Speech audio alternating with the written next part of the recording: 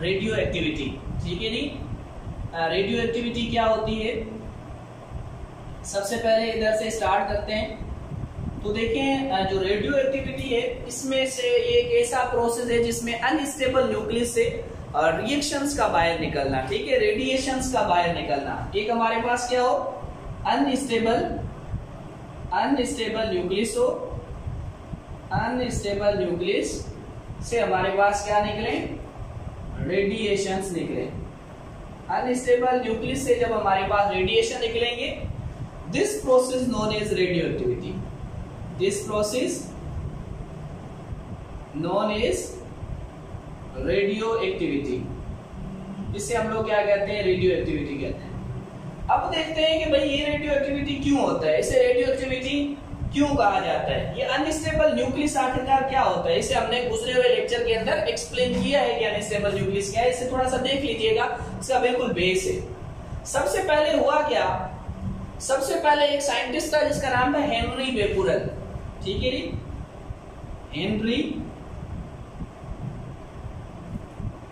Henry Becquerel. इसने radio activity के ऊपर आके तजर्बात शुरू कर दिए। क्या किया इसने, एक पिच प्लेन को एक कागज के अंदर अच्छी तरह से वार्प किया, एक कागज के अंदर अच्छी तरह से, यानी कि ये जो पिच प्लेन था, ये जो टुकड़ा था, इसे अच्छी तरह से इसने क्या कर दिया, वार्प कर दिया कागज के साथ। लेकिन इसने देखा कि इसके अंदर से कुछ शुआएं हैं जो बाहर निकल रही हैं, कुछ ऐसे रेडिएशन है जो बाहर निकल रहे हैं। अब इन रेडिएशन ने इसे मजबूर किया कि ये पढ़े उस चीज को कि भाई ये जो रेडिएशन यहाँ पर बाहर आ रहे हैं, आखिरकार ये रेडिएशन कौन से हैं। ये जो पिच प्लेन यहाँ पर मौजूद है, इस पिच प्लेन से कुछ ना कुछ, पिच प्लेन से रेडिएशन बाहर आ रहे थे। वो जो रेडिएशंस बाहर आ रहे थे, इन्होंने मजबूर किया कि भाई हेनरी बेकुरल पढ़े कि ये चीज क्या है। तो फिर हेनरी बेकुरल ने इसके ऊपर मजीद स्टडी करना शुरू कर दी, जहां से रेडियो एक्टिविटी का एक प्रोसेस जन्म लिया, जो आगे चल के पता चला कि ये दरअसल और कुछ नहीं था, बल्कि ये एक रेडियो एक्टिव मटेरियल होता है। रेडियो एक्टिव मटेरियल से ये जो बाहर निकल रहे थे ये इलेक्ट्रॉन्स थे, ठीक है, ये जो बाहर निकल रहे थे ये इलेक्ट्रॉन्स थे, पिच प्लेन से बाहर निकलने वाले इलेक्ट्रॉन थे। ये आगे चल के पता लगा। तो हो क्या रहा था, जहां ये ऐसा प्रोसेस हो रहा था जिसमें से एक अनस्टेबल न्यूक्लियस रेडिएशन बाहर निकाल रहा था। इसी प्रोसेस को हम लोग क्या कह रहे हैं, रेडियो एक्टिविटी। इसे हम क्या लिख सकते हैं, कुछ यूं लिख सकते हैं। इसकी डेफिनेशन अगर आप लिखना चाहो तो कुछ यूं लिखोगे, radio activity is a process, radio activity is a process in which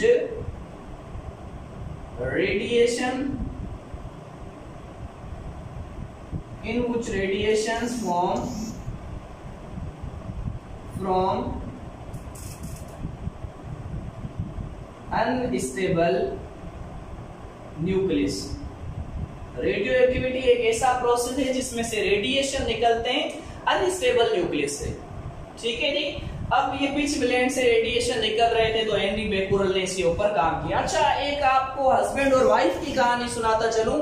दो ऐसे हस्बैंड वाइफ थे जिन्होंने एक ही घर के अंदर 2 नोबेल प्राइज हासिल किए, और बाद में उनकी एक बच्ची आई, उसने भी उसी घर से ताल्लुक रखने वाली बच्ची ने भी नोबेल प्राइज हासिल किया। आपके इल्म में होना चाहिए कि पाकिस्तान के अंदर अभी तक, इतने बड़े मुल्क के अंदर अभी तक सिर्फ 2 बंदों ने नोबेल प्राइज हासिल किया है। एक डॉक्टर अब्दुल सलाम साहब है और दूसरे मलाला यूसुफजई, जिन्होंने नोबेल प्राइज हासिल किया है। इसके अलावा और किसी ने नोबेल प्राइज हासिल नहीं किया। पर ये एक ऐसा खानदान था जिसके 3 बंदों ने एक ही घर के अंदर नोबेल प्राइज हासिल किया था। वो कौन थे, एक हमारे पास थे पेरी कुरी, ठीक है जी, पेरी कुरी। इसकी स्पेलिंग आप चेक कर लीजिएगा, ये पेरी कुरी था एक हमारे पास थे मेरी कुरी, और एक इनकी छोटी बेटी थी। इन तीनों ने नोबेल प्राइज हासिल किया था। ये एक ही खानदान से ताल्लुक रखने वाले थे। अच्छा, याद रखिएगा, इसे याद करने का आसान तरीका जो मैंने मतलब ये ढूंढा है वो क्या है, वो ये है कि देखें, अब इसमें फादर कौन है, मदर कौन है। तो जो पी से शुरू होता है, तो पी से होता है पापा, ठीक है नहीं। तो ये क्या हो गया हमारे पास, फादर हो गया। और ये हमारे पास क्या है, मेरी कुरी मदर होती है ऐसे, तो इसका मतलब ये इसकी क्या होगी, मदर, मदर से आ गया ये हस्बैंड वाइफ थे, ये था हस्बैंड, ठीक है, और ये क्या थी, वाइफ। ये दोनों वो बंदे थे जिन्होंने नोबेल प्राइज हासिल किया था रेडियो एक्टिविटी के ऊपर। इन दो बंदों ने रेडियो एक्टिविटी के ऊपर नोबेल प्राइज हासिल किया था। अब इन्होंने इसके ऊपर और मजीद रिसर्च किया। अच्छा, इनकी जो मौत है वो भी इस वजह से हुई क्योंकि उस वक्त कुछ रेसेस दरियाफ्त नहीं हुई थी और पता लगा ही नहीं था कि ये रेसेस हैं, तो आहिस्ता आहिस्ता वो इनको अंदर से खाती गई और ये बेचारे फायर हो गए। अब इसके बाद आगे चलते हैं। आपके इल्म में होना चाहिए जो रेडियो एक्टिविटी है वो एक सिंपल सा प्रोसेस है। इसमें होता क्या है, कुछ यूं होता है, ये हमारे पास समझ लें यूरेनियम है, यूरेनियम 92, ठीक है, 238। तो जब ये रिएक्शन करता है यूरेनियम तो ये थोरियम बनाता है, ठीक है जी, ये अनस्टेबल है, ठीक है जी, और ये उससे स्टेबल है। अब इससे भी और चीजें बनती हैं, ये भी इतना स्टेबल नहीं होगा, थोरियम से भी चीजें बनती हैं। अब कैसे, ये 238 है, ठीक है, तो 238 कैसे कन्वर्ट हो जाता है, इसमें से 4 निकल जाते हैं, यानी कि 4 निकल गए तो 234 बचे और नीचे से 2 निकल जाएंगे, तो अब कितने बचे हमारे पास, 90, ठीक है, यानी कि यहाँ पर क्या निकलेगा, एक हीलियम न्यूक्लियाई निकलेगा, यहाँ 2 और ऊपर 4, क्योंकि 4 ये आ गए और 2 ये आ गए। ये एक प्रोसेस हो रहा था। अब ये प्रोसेस कैसे होता है ये समझ लें। ये हमारे पास एक मटेरियल है, जो मटेरियल कौन सा है, ये मटेरियल है हमारे पास रेडियो एक्टिव। अब ये जो रेडियो एक्टिव मटेरियल है, इस रेडियो एक्टिव मटेरियल से श्वाएं बाहर निकल रही होती हैं, ठीक है जी, इस रेडियो एक्टिव मटेरियल से श्वाएं बाहर निकल रही होती हैं। एक हमारे पास अल्फा होती है, अल्फा पे पॉजिटिव चार्ज होती है, एक हमारे पास बीटा होती है, बीटा पे नेगेटिव चार्ज होती है, और एक हमारे पास गामा होती है जिसके ऊपर कोई चार्ज नहीं होती, ठीक है जी। इसके ऊपर प्लस माइनस दोनों है तो ये क्या हो जाती है, कट हो जाती है, इसमें कोई चार्ज नहीं होती, ये न्यूट्रल होती है।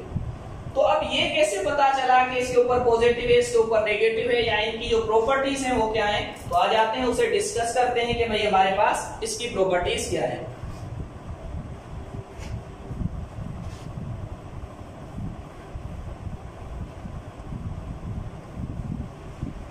तो अब हमारे पास क्या है, प्रॉपर्टीज ऑफ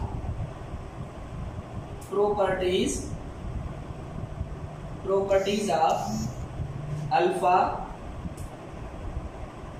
बीटा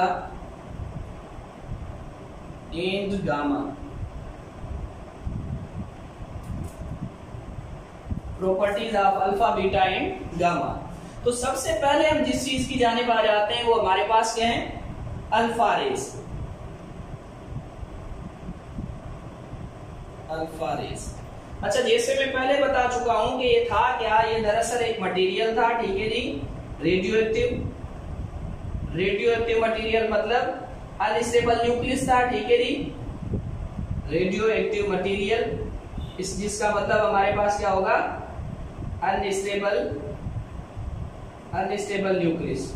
अब इसमें से श्वाएं निकल रही थी ऐसे, उसने क्या किया, इसके सामने फ्लोरेसेंस स्क्रीन लगाई, ठीक है।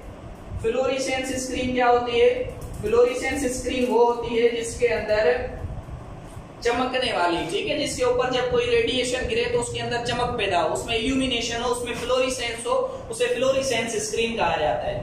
अब जब इसने देखा तो यहाँ पर भी कुछ चमक पैदा हो रही थी, यहाँ भी और यहाँ भी। ये जो इसकी साइड थी ये नेगेटिव साइड थी और ये जो साइड थी ये पॉजिटिव साइड थी। इसने यहाँ से जब मटेरियल निकाला तो इसने देखा कि कुछ रेस थी जो इस तरफ जा रही थी, जिसका नाम इसने बीटा दिया, और इसके ऊपर इसने कहा नेगेटिव चार्ज है, इसलिए कहा क्योंकि ये पॉजिटिव की जानिब जा रही थी। जो पॉजिटिव की जानिब जाती है उसका नाम इसने क्या दे दिया कि भाई ये हमारे पास क्या है, नेगेटिव चार्ज पार्टिकल है, जिसका नाम इसने बीटा दे दिया। और ये जो नेगेटिव की जानिब जा रही थी इसका नाम इसने क्या दे दिया, अल्फा। इसने कहा ये जो अल्फा है ये अल्फा की जानिब जा रही है, नेगेटिव की जानिब जा रही है, तो ये अल्फा है। फिर इसने देखा कि एक ऐसी रे है जो बिल्कुल सीधी जा रही है, यानी कि इसमें ना तो पॉजिटिव है, अगर पॉजिटिव होती तो ये नेगेटिव की तरफ चली जाती, ना इसके ऊपर नेगेटिव है, अगर नेगेटिव होती तो ये पॉजिटिव की जानिब चली जाती, तो इस पे कोई चार्ज नहीं, तो ये सीधा जा रही है, तो इसका नाम इसने क्या दे दिया, गामा रेस, ठीक है जी। तो ये हमारे पास क्या है, न्यूट्रल है। ये डिस्कवरी हो गई थी इनकी। तो सबसे पहले हमने जिस रेस के प्रॉपर्टीज के बारे में पढ़ना है वो हमारे पास क्या है, अल्फा रे। सबसे पहले जो अल्फा रे, very fast moving very fast moving helium nuclei.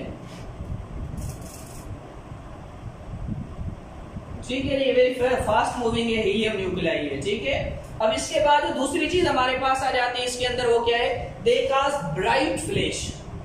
ये जब किसी जगह पे टकराती है तो क्या काज करती है, दे काज ब्राइट फ्लैश। ये सफेद कलर की रोशनी काज करती है। ठीक है जी, दे काज ब्राइट फ्लैश। और इसकी जो रेंज है हमारे पास वो क्या है, बहुत ही छोटी सी है। द रेंज ऑफ अल्फा रे is about 1 to 2 centimetre only. बहुत छोटी सी, 1 से 2 सेंटीमीटर के बाद ये क्या हो जाती है, रुक जाती है। तो इसलिए हम लोग इन्हें क्या कहते हैं, they are completely stopped. Completely stopped, ये एकदम से क्या हो जाती है, रुक जाती है। इनके अंदर कोई खास जो है वो सिस्टम आगे नहीं चलता, थोड़ी आगे जाने के बाद ये रुक जाती है। इसके बाद जो दूसरी रेल की टाइप हमारे पास आ जाती है उसे कहते हैं बीटा। ठीक है, उसे क्या कहते हैं, बीटा रेस। अब बीटा रेस क्या होती है, आपके इल्म में होना चाहिए कि भाई बीटा जो है उसके ऊपर नेगेटिव चार्ज है। अब नेगेटिव चार्ज रेस हमारे पास किस तरह की होती है, ये भी फास्ट मूविंग होती है। ठीक है जी, they are also fast moving, ये भी हमारे पास फास्ट मूविंग होती है। और इनकी भी जो साइज होती है, रेंज होती है, वो बिल्कुल सिंपल होती है।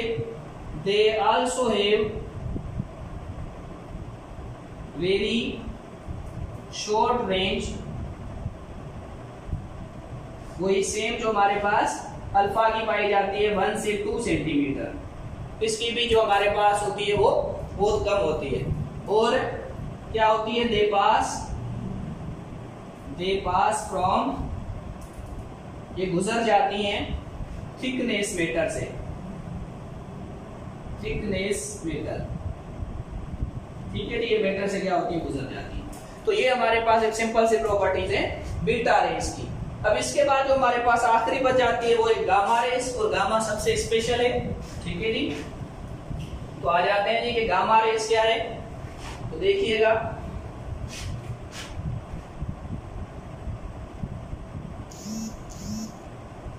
Gamma rays. ठीक है, अब गामा रेस के अंदर हमारे पास सबसे पहले they are very penetrating rays. They are very penetrating race.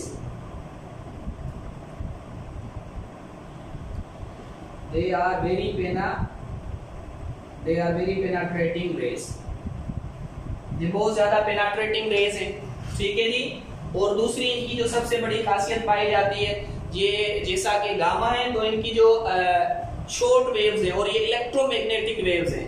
ठीक है जी, यानी कि ये किसी भी जिस्म से बहुत अच्छे भले एरिया तक अंदर चली जाती हैं। ठीक है, they are short waves, they are short waves, they are short waves. दूसरा इसका हमारे पास जो सिंपल आ जाता है वो क्या है, they are electromagnetic radiation. They are electromagnetic radiation, ये इलेक्ट्रोमैग्नेटिक रेडिएशन है। अच्छा, और जो सबसे अहम इसकी चीज पाई जाती है वो क्या है, दे हैव स्पेशल रेंज। तो तकरीबन जो इसकी रेंज होती है वो सारी से सब जो होती है उनसे क्या हो जाती है, ज्यादा हो जाती है। कितनी होती है, ये 15 to 20 सेंटीमीटर ज्यादा होती है। ठीक है जी, दे हैव हाई रेंज, कितनी, 15 to 20 सेंटीमीटर। इसके अंदर से गुजर जाती है लीड से। जो लीड हमारे पास पाई जाती है, लीड शीशे में से भी ये इतना आगे गुजर जाती हैं। अच्छा, ये होती कैसी है, लाइक एक्सरेज की तरह। अच्छा देखें, ये हमारे पास सिंपल सी प्रॉपर्टीज थी रेडियो एक्टिविटी, और रेडियो एक्टिविटी में के थ्रू जो निकलने वाली 3 किस्म की रेसेस हैं उनके बारे में, अल्फा, बीटा और गामा रेस के बारे में। उम्मीद करते हैं आपको समझ में आई होंगी। ये इतनी स्पेशल रेस हैं जो हमारे पास निमरा हॉस्पिटल है उसकी जो दीवारें हैं वो शीशे से बनाई गई हैं। शीशे से इसलिए बनाई गई हैं ताकि ये रेस उसमें से भी बाहर ना निकल जाए।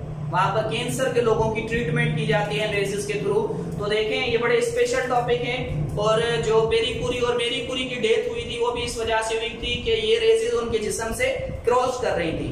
अब लगातार उन रेसेस की क्रॉस होने की वजह से वो बेचारे के उनका जिस्म जो था वो बिल्कुल डैमेज हो चुका था, जिसकी वजह से उनकी डेथ हो गई थी। अब जब एक्सरे करवाने जाओगे तो जिस जिस्म के हिस्से का आप एक्सरे कराओगे तो वहां के जो सेल होते हैं वो डैमेज हो जाते हैं। क्यों डैमेज हो जाते हैं? क्योंकि ये बड़ी खतरनाक इलेक्ट्रोमैग्नेटिक वेव्स हैं। तो एक्सरे भी जो है वो मजबूरी में करवाना चाहिए, वैसे नहीं करवाना चाहिए।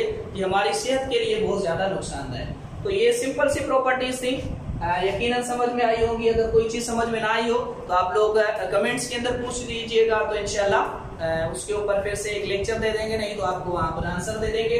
तब तक के लिए सदा सुभागवती। Thank you.